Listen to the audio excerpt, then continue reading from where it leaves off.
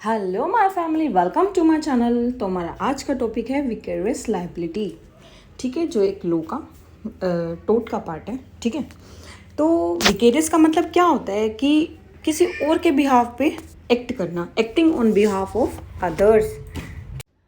चलिए अब जानते हैं इसका मीनिंग क्या है। What is the meaning of vicarious liability? Here is the meaning of vicarious liability, that what means the general rule of tort liability is that the person who causes damages must pay compensation. ठीक है, तो दूसरी तरफ ये क्या कहता है, if there is some relationship between defendant and third party then law can extend liability to that third party, कि थर्ड पार्टी की तरफ लाइबिलिटी एक्सटेंड हो जाएगी, थर्ड पार्टी पर पड़ जाएगी। फिर उसके बाद ये क्या कहता है, इसके एसेंशियल पॉइंट्स क्या हैं। ठीक है, एसेंशियल पॉइंट्स है, फर्स्ट रिलेशनशिप होना चाहिए। ठीक है, दूसरा wrong done in course of employment. तो हम इसे बताएंगे एक एग्जाम्पल की हेल्प से। तो इसमें राम है, श्याम है और सैंडी है। इसमें क्या है कि राम ने जो है ना, उसने श्याम ने उससे राम से परचेज करी। राम जो है सर्वेंट है सैंडी का। सैंडी इधर हो गया प्रिंसिपल।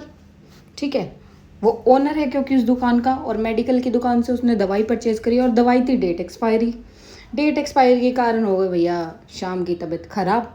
अब शाम तो उसको तो देगा नहीं, तो इसमें केस होगा सैंडी को। तो उसके बाद हमारे पास आ जाता है रेस्पोंडेंट सुपीरियर। इसमें ये क्या कहता है कि let the principal be liable, सिर्फ प्रिंसिपल लाइबल होगा। ठीक है, फिर उसके बाद हम आ जाता है को फैसिट फॉर पर एलम फेसिट पर से। तो ये क्या कहता है, he does who an act through another is deemed in law to do it himself, कि वो क्या कर रहा है। मतलब इसको भी एक एग्जाम्पल की हेल्प से बताती हूँ। फॉर एग्जाम्पल कि दो बंदों में लड़ाई हो गई और उसने किसी की सुपारी दे दी, एक ने दूसरे की।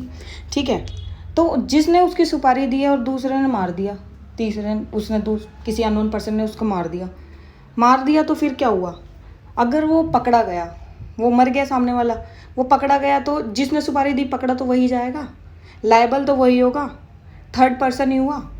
तो उसके बाद हमारे पास आ जाता है इसका difference, servant and independent contractor. इसमें क्या कहते हैं, इसका फर्स्ट पॉइंट है master is liable for act of servant but whereas master not liable for independent contractor, की इंडिपेंडेंट कॉन्ट्रैक्टर के लिए मास्टर लाइबल नहीं है। सेकंड पॉइंट कहता है कि it is an employment contract it, और इंडिपेंडेंट कॉन्ट्रैक्टर में कहता है it is a contract for services, क्योंकि कॉन्ट्रैक्टर तो सर्विसेज देते हैं, किसी के गुलाम तो होते नहीं है। फिर उसके बाद थर्ड पॉइंट क्या कहता है, master has full control on his servant, की मास्टर का फुल कंट्रोल होता है उसके नौकर के ऊपर, सर्वेंट के ऊपर। उसके बाद थर्ड में इसमें इंडिपेंडेंट कॉन्ट्रैक्टर में ये क्या कह रहा है कि there is full no control on independent contractor, वो तो भैया अपना आज़ाद आदमी है, काम करेगा करेगा, नहीं करेगा नहीं, सही।